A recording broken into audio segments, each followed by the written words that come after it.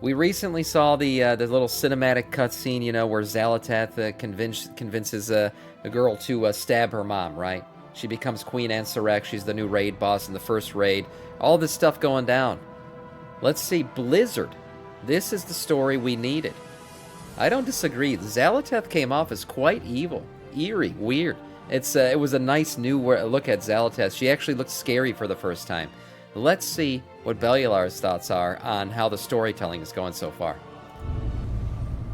This is it. No more teasers and sizzle reels. We are actually getting meaty war within narrative content, this time in the form of a 5-minute short that is depicting our overt enemy, the Nerubians of Azj-Kahet and Xal'atath. And my job today is to help you understand everything that we've seen. So, together, we're going to jargon bust, we're going to explain things, and even if you're out of the loop, and you've only been lured here because you thought, oh my god, I can fix her, well, guess what? Number one, that's everyone, and number two, don't worry about being out of the loop. And to my diehard lore crew, to those of us who've been in the trenches for years, guess what? I think the big reveal here is what Xal'atath did right after she hopped through the portal in this scene in Battle for Azeroth. Hear me, God of the... Okay, before he gets into that, I actually think there's a really important moment in that cutscene that I'm going to talk about here for a second, once we get there. I have brought you the opener, the bringer of truths, the torch that lights the way. The bringer of Honor truths. our bargain. Free me to find my own fate. Go, but the blade must remain to serve my will. A fair... That moment right there is the one moment why I believe N'Zoth might not be fully dead. Keeping a blade that we already know was able to bind the essence of, Xal'atath, the Harbinger, in it, keep her alive until she was able to get into another body. Why can't it do the same for N'Zoth? N'Zoth knew we were coming to kill him. He had already seen it. He'd seen the vision of it. He knew from Dragonflight that we were coming to kill him. Right? He looked back in the past and saw it happening. Why would he just let it happen? Or did he know it was going to happen and plan ahead of time, as he is, the ultimate planner, and tell her to leave the dagger there so he could keep his essence alive? Exchange. That's why I think. Shadows. Shut up, kid. You're adopted. My dear friend. Jesus Christ, I left blurps on. Shit. That was a good one. We will meet again. I am certain of it. Okay, now that we're warmed up, let's do the cinematic. I will cover where we are, when we are, who these people are, what happened in the cinematic, and what it means. So, where are we? The answer is we're in Azj-Kahet. Azj-Kahet is a Nerubian empire, and it's located underneath Khaz Algar. Now, you'll probably know the Nerubians because they were in Warcraft 3. They were then, of course, very heavily in Wrath of the Lich King, and we even found a few Nerubians who had escaped on an island in Battle for Azeroth. Now, these Nerubians exist because of events long ago, right? So way back in the day of the Black Empire, which is when the old gods ruled Azeroth. I'm not talking about the Battle for Azeroth and Azoth fight, I'm talking about, like, millions of years before then, right? So one of the races at that time were called the Akir, which are basically these old god-aligned bug people. Now, eventually, they would get their asses handed to them, and when they did, they basically fled. Now, some of them fled to the south. They ended up, of course, near Cthulhu, and they ended up becoming the Karaj, of course, the people that we dealt with in vanilla. Those who skittered away off to the north then became the Nerubians. They settled down near Yogg-Saron's prison, but the key thing for them is that long ago, those Nerubians actually rejected the old gods. And that's actually why, by the time that Arthas and all the Lich King stuff happens in Warcraft 3, those Nerubians were tough, man, because not only did they reject the old gods, they actually resisted the Lich King for quite a while. They were like, for the Scourge and the Lich King, they were one of the toughest enemies he ever fought. Right? It was a constant thing, and eventually he was able to overwhelm them by basically, using their own dead against them almost. But they were very much resistant to his magic, his necromancy, all that stuff. So he fought against the Nerubians for a long time. So, credit to them. They're a strong empire. Like, these are some pretty damn powerful, sophisticated Nerubians. This was an event called the War of the Spider. It's actually metal. It is so goddamn metal. It's a great story. But of course, that group of Nerubians, well, we would deal with them in many ways during the Wrath of the Lich King expansion. As for these Nerubians, those of Azj-Kahet, we do not know exactly when they went to where they are. I initially thought that they ran away during the War of the Spider, right? But it does seem they've been there quite a bit longer, so all we can assume is this group of Nerubians broke off at some point in the past, and using the vast underground cave and tunnel networks, they ended up settling near Azj-Kahet, which certainly does make me wonder why, and that maybe, if you noticed, say, a certain mural in this I did see cinematic, it. your head will be going. But okay. This mural is very interesting also. Azj-Kahet, that is where This is what I want to talk about, specifically this. This right here has almost been confirmed at this point to be the Hallowfall crystal, right? That's what everyone believes it is. It's the Hallowfall crystal in void form. One really interesting thing is you'll notice when you see this cinematic, because I'm sure he's going to show bits and pieces of it, is Xal'atath comes out through it, right? She opens a portal in the wall. Now, this is just a mural, but I think it's a foreshadowing of things to come. Where she opened the portal is actually right at the center of this. So she's basically an entity of the void coming through the crystal. Does that mean the crystal itself could, is the portal, is the way through for the void? That's the way I saw it. Are they hinting at something here? Is that why she came through at that exact spot on the mural? we are. So that's Just where the something to think cinematic about. takes place, and just what the hell an Arubian is. What, though, about time? When does this take place? The answer to that's pretty simple. This cinematic happens mostly during the years following Battle for Azeroth. However, at the start, it's grounded by a flashback to Ansarek's mother's rejection of N'Zoth. Now, that could be a bit confusing to people because, obviously, you look at that and you think, was the Black Empire not a long time ago? And the cinematic said the Black Empire. A little bit confusing in the wording, but we definitely do know that this is in the years following Battle for Azeroth. The reason why See that? Like, I don't think that portal placement is just, by chance. It seems pretty specific, pretty pointed, and I feel like Blizzard kind of dropping a hint there that this crystal might be the way in for the Void.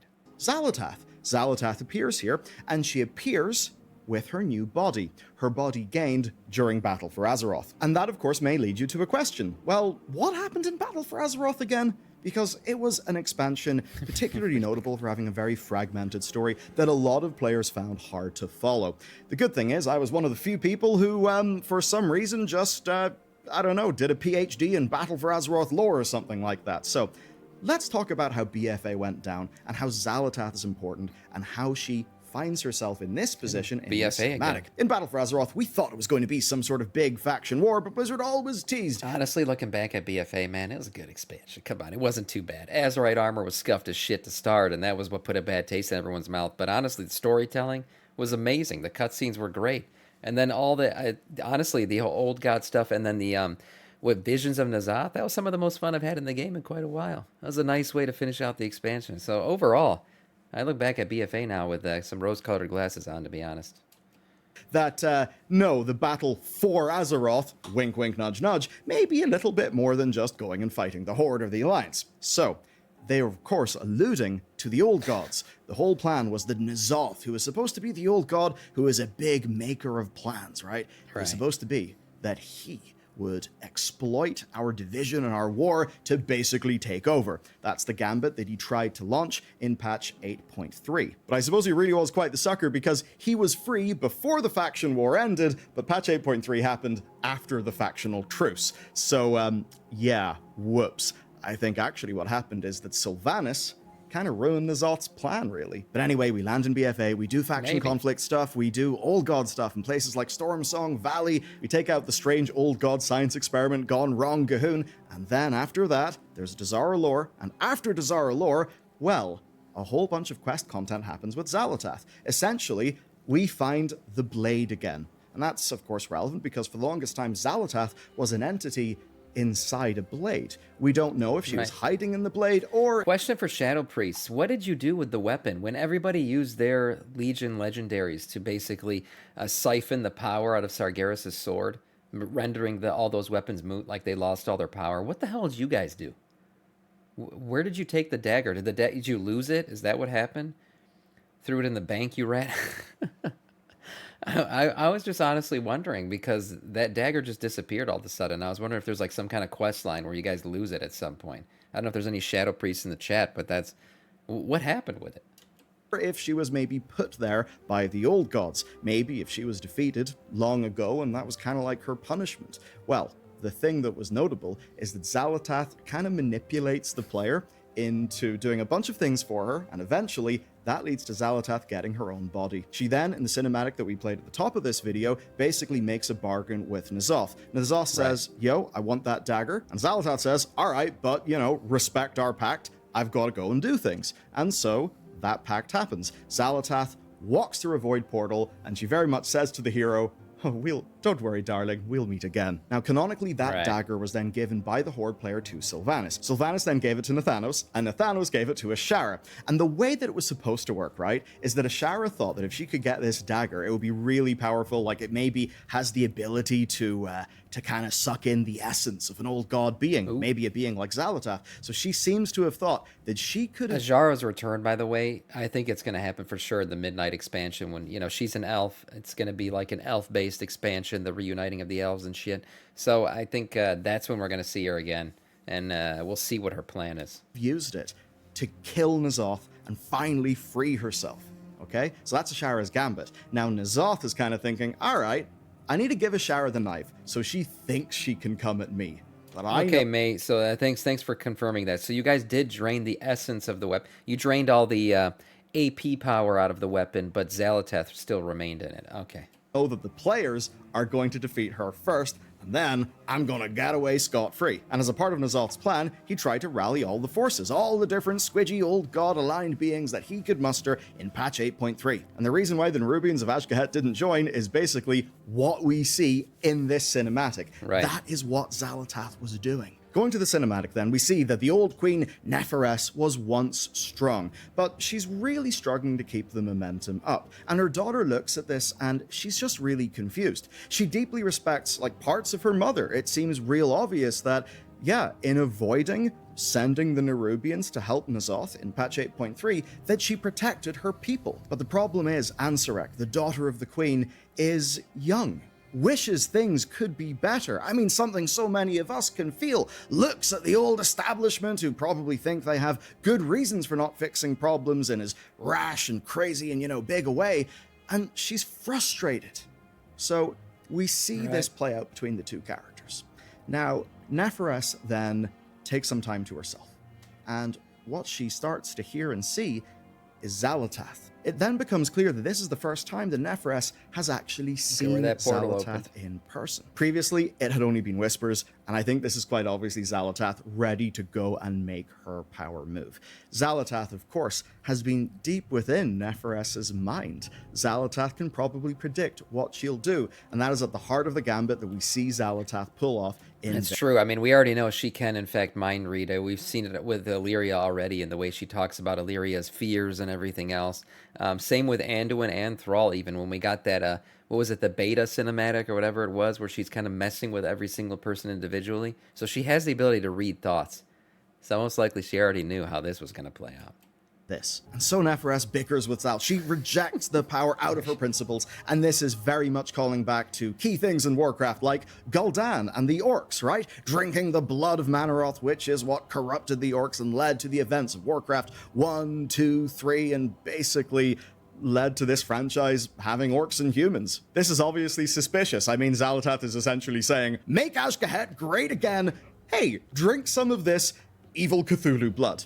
Of course, the point being that previously these Nerubians had said no to the old gods, so this would be Neferes going back on her prior decisions, betraying her past self for power, and maybe because she is a wise leader, she understands that, yeah, I could do some sort of cheap solution now, and it would make my people happier, but is it good in the long run? Just like, say, a lot of what the Nightborn who we met in Legion did, yeah, it preserved them, but at a lot of deep cost to their own society. Right. And so we hear the words, your time will come, but only when you are, and then the stab of a knife. Neferes' reign was long and succeeding you. Everyone said the same thing that I said when I first watched this. I was like, wow, we got an Arthas Menethil moment again. Yeah, a succeeding you moment. Yeah.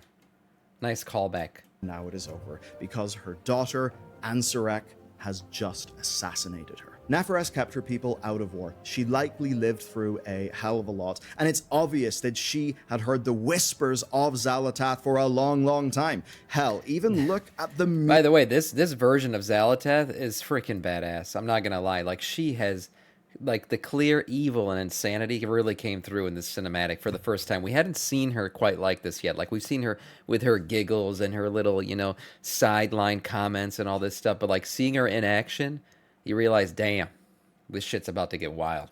Time. She is Hell, messed even up. look at the mural hot. that she is walking around. Look at the iconography there. Think about the deep history of basically how bad it's ended up going for anyone who deeply signed up to the old god plan. And yet it is true that her people are starving. They are suffering. Why has she not fixed the problem? And I think the reason is fairly obvious. She has spent a life trying to do the best, in all likelihood.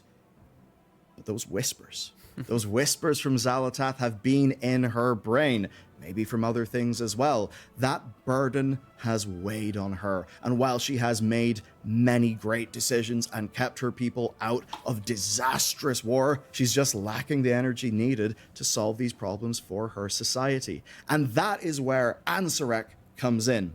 Ansarek is young. Xal'atath's eyes, too, are deeply haunting, man. Something about those, like, void portal eyes that she has.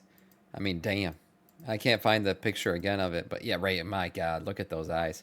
Piercing. Pierce Society. me. And that is where Ansarek Really cool artwork, comes though. in.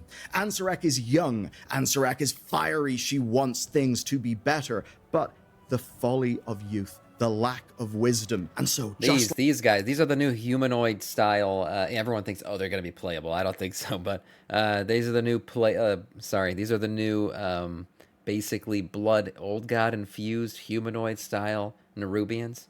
We'll see how what their story is, but this very much feels like the dragons, same thing, drinking the Titan essences and all that, and becoming the dragon aspects and becoming the drakes that we know today versus proto drakes. Same ship, a void side here. like how in the real world you often find people sure that it's say, gonna create hey, I have division. an easy solution to your hard problem. And that can lead to a lot of bad things happening, because maybe that person is not working in your best interests. In this case, Xal'atath is not working in the best interests of Neferes, but Neferes is angry, disappointed in her mother, and she feels the plight of her people. And so the pact is made. It is revealed that Ansarek also has been hearing the whispers. As she puts it to her mother, seeing ghosts. Xal'atath has been playing both sides masterfully. And in using Ansarek just as she wants, she set up her next move with Neferes. And that is what leads us to this expansion. What are these characters doing? Well, Xal'atath is offering a great promise: power. And it seems to be via the collection of old god blood. And that Right. is where I get to my own lore analysis and how I think this is damn cool. So, Xal'atath is an entity from the old days of the Black Empire. We've heard talk of a fifth old god. Some people maybe even think that that could have been Xal'atath. I mean, when we met Xal'atath in the Legion expansion for the first time, it was clear that she was a little bit different to the old gods. It maybe seemed that she had perhaps been betrayed by those old gods. Well, who's laughing now? Yeah. That's basically the point with Zal. Xal'atath is smart, Xal'atath is patient, and you know all those times that she whispered into your ear during the Legion expansion that she believed in you? That we would meet her again? That she does value us? That's actually true. Yeah, she was right. That's the thing.